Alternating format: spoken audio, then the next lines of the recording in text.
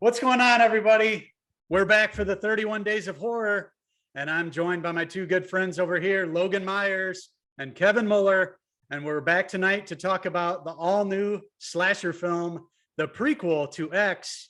We're going to be talking about Ty West's Pearl.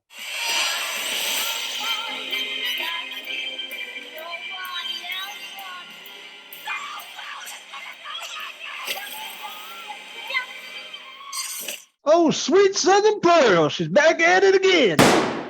But a younger version takes place in 1918, going to old school vibe in this film. Technicolor I felt like paid homage to Wizard of Oz and films of that era, but with more of a horror twist, thriller twist to it.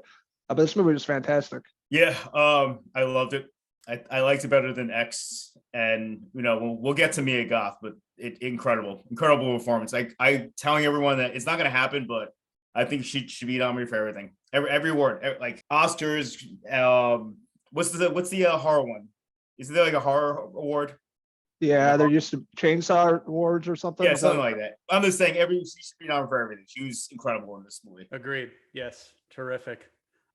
Crazy performance, but we'll talk about a little bit about the plot before we get into the nitty gritty. So as we mentioned, this is the prequel to X. Obviously, X came out earlier on this year.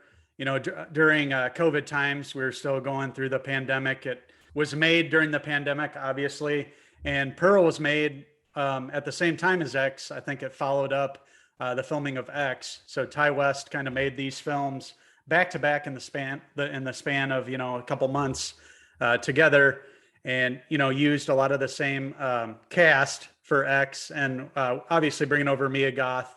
But kept the same aesthetic feel, the same farmhouse there in Texas. But, with Pearl, we're going back to 1918 and, going over the life of Pearl, who is the crazy old lady in X that ended up, being the sadistic, crazy killer that we saw, terrorize the kids there that were there to shoot a porno at the old Texas farmhouse. And she went crazy. And, we got to see some scenes with her and being there with her husband, Howard, seeing them as the old folks in X. But in Pearl, we're going back all the way to her childhood, and we're finding out why she had this obsession with Maxine in X. She was really always looking at her and viewing her from afar. And, she told her, I was going to be a star too. She always had this dream of being this big star. And that's in Pearl. That's what we're really seeing here. Pearl wanting to achieve, bigger things, being trapped here living with their parents. Her father was, infirmed. He wasn't able to move. He was isolated in his wheelchair. It was during the Spanish flu in this time. So much like COVID, they couldn't, go out a lot. There was this big hysteria around from catching the Spanish flu. And, so she really had this crazy home life, this crazy strict home life with this, German immigrant family. And specifically her mom, who, felt this, she, really felt like she had her dreams taken away, having to care for her husband who can't move now. And, she doesn't like what Pearl's doing. She doesn't like that Pearl's got her head in the clouds and isn't focusing on what's going at home. Yeah, you can kind of see her, younger in life, and she's very ambitious. She wants to be this performer. She's watching, like old school movies in it. The black and white's really cool, and she meets up with this guy that works at a local theater too, showing some films. But you can definitely tell that T. West is paying homage to old school cinema in this movie, and also saying a lot about what's going on now with COVID. But it was just really well done, and I love the whole setup of this character and how that changes over the years to how she becomes this character and act. Yeah, I thought it was more psychological horror than X was, and that's why I liked it. It was just, you saw this poor girl was breaking down like throughout the whole movie, and she snaps when she doesn't get the audition. And Amy Dunn from Gone Girl, you remember that movie, guys, right?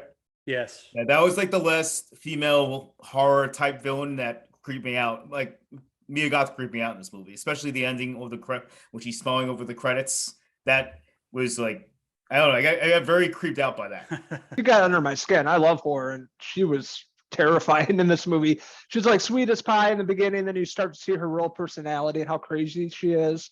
You know, she doesn't get her way, doesn't get this part, she's going to kill anybody. You know, her mother, her friends, anybody that gets in her way. And then she has this pet gator, which also terrifies me in this movie, which was like, all right, who's she going to feed to the gator? And you find out, which is fucked up as well. But just she pulls something different in this movie. She just goes full on bonkers, and it's really compelling, really good performance. Yeah. And Wes, I love the scene that she has the monologue and Wes doesn't take the camera off of her for like 5 minutes. That Yeah. was incredible. Incredible. That was, That's the best scene in the film for me. That really, that was crazy. You're just she's going through everything like that's happening in her head. Like, you know, after her, the sister-in-law, Misty, she's like, you can just pretend I'm your husband and just, you know, get everything off your chest. Tell me everything. And the camera just, you know, it focused on her while she gives this, you know, 5 to 10 minute monologue of everything that's going on in her head and everything that she wants to tell Howard and everything going on in her brain. And, you know, you slowly see the horror on Misty's face as she's admitting all this, you know, all this crazy stuff that she's done, all these murders and sadistic things that she's done.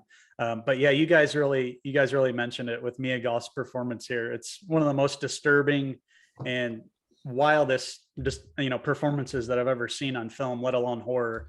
And damn it, she definitely deserves to be nominated for some awards here for this performance. It's crazy how good this is. It can't be said enough just how terrifying the whole thing is. And I love how Ty West, you know, it's a slow burn. He doesn't just go right into it. He really lets it build up into the end, you know, and when you see her not get that part and just see her snapped there, it goes crazy and it really has a big impact.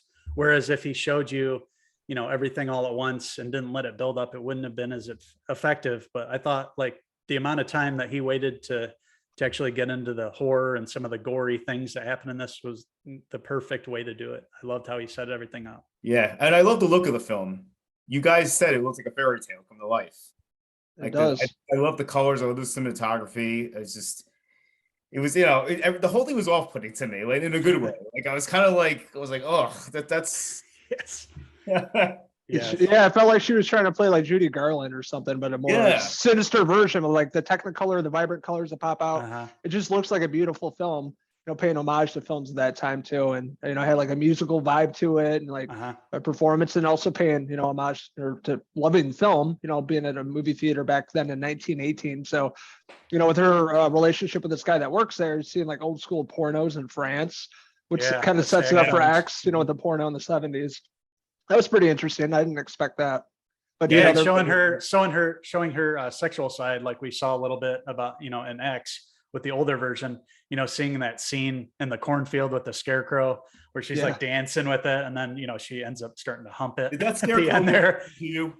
Yes, yeah. Every time it zoomed in on the face, I was, you know, like looking. I was like, is that just a person playing a lifeless scarecrow? I'm like, I don't know. That creeped me out too a little bit. I'm like, wait, what? Yeah, is this fake or I think that there was a real actor there. Maybe not the whole time, but in several scenes you could see it kind of come alive. Yeah, it was very creepy and unsettling. I'm telling you, that's the stuff. Look, the blood stuff is cool, but like it's those little things that Wes puts in. Just it's made me feel yes.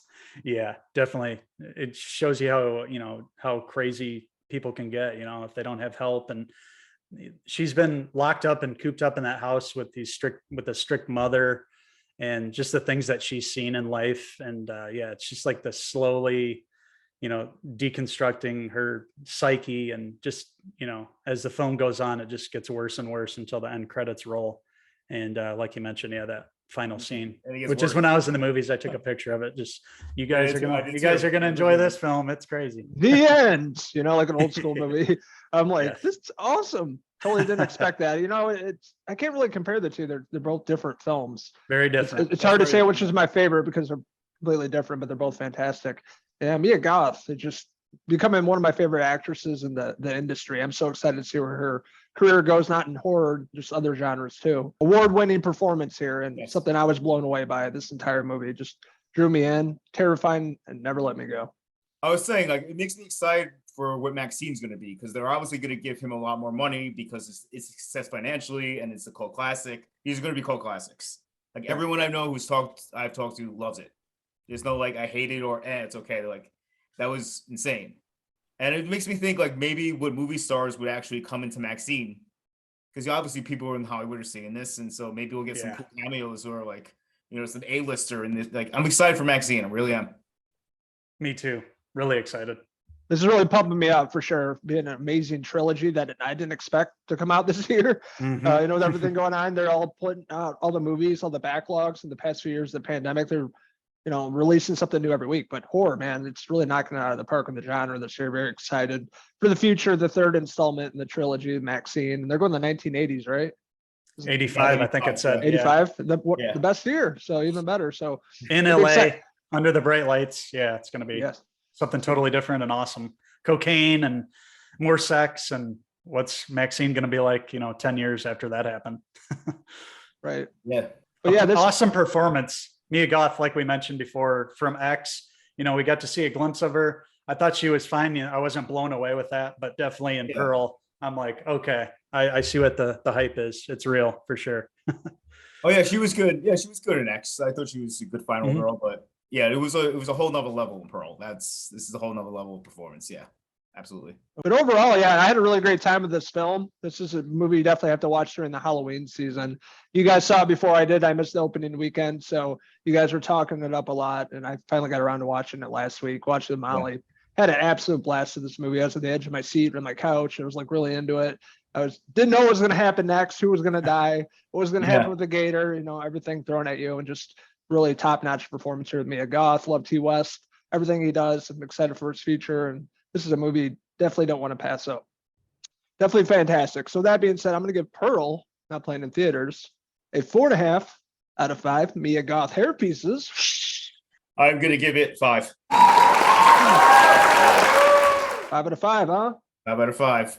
I'm with you, Kevin. Yes. Movies don't get much better than this. I loved everything. It could have been just without the horror, it would have been a film that I was, impressed with enough just from everything that happened there. And then in the last, half hour, 45 minutes when they show you all the horror, it just took it to another level. It really is a love letter to films of old. This week, seeing Marty Scorsese's thoughts on it. And, I pretty much agree with what he said too. The way it's a love letter to that. And Ty West really did something special here. And Mia Goth's performance was something that blew me away. I thought it was, one of the most unique and unsettling, disturbing, really fucked up performances I've ever seen. And that's saying a lot for the horror genre. We've seen some messed up thing, but this one took it to another level. I loved everything about it, the way it looked. Yeah. I love the rotting pig on the steps of the house. Oh at the yeah, end. the metaphor for her mind. Yes, Yeah. exactly. Yeah. Everything about it was awesome. It blew me away. So I'm going to give it Pearl 5 out of 5 Mia Goth hair pieces. I can still see her stare at the end of the movie. Her black, lifeless eyes, the devil's eyes. So interested from you ghouls out there. What did you like about Pearl? What didn't you like? What's your favorite Uncle West movie? Let us know in the comments below, and don't forget to click subscribe. Also, check out these wild Halloween enthusiasts on Facebook, Twitter, and Instagram, and our website, Cinephellas.com, for the latest, greatest TV movie news and reviews. Woo! Pearl will be returning. Well, not Pearl, but Maxine. Mia Goth's going to be returning to the role next year. I can't wait to see, the casting news come out for this and, see it come together, get hyped up, hopefully for next Halloween season. I hope they release it, around the same time. Yeah. I like the time it was released, over a month since I'd been to the movie theater, and then this came out, and this was, the first movie I'd seen after Nope. So I'm really glad this was the movie that we got at this time leading into Halloween, and a great movie for everybody to see. Everybody should definitely check it out. If you didn't get a chance to see it in theaters, make sure you catch it on digital or get the 4K, pick it up. I know I'll definitely be picking up the physical copy of this. Yep. Me too. Me too. I want to get the trilogy if it comes out, Steelbook or something. I'm like, I'll probably just wait for the trilogy. Yeah. Trilogy, and then I'll pick it up. But it's a movie you want to purchase for your home collection and watch it over again because it's that damn good. So we want to thank everybody for joining us today for our review for the 31 Days of Horror.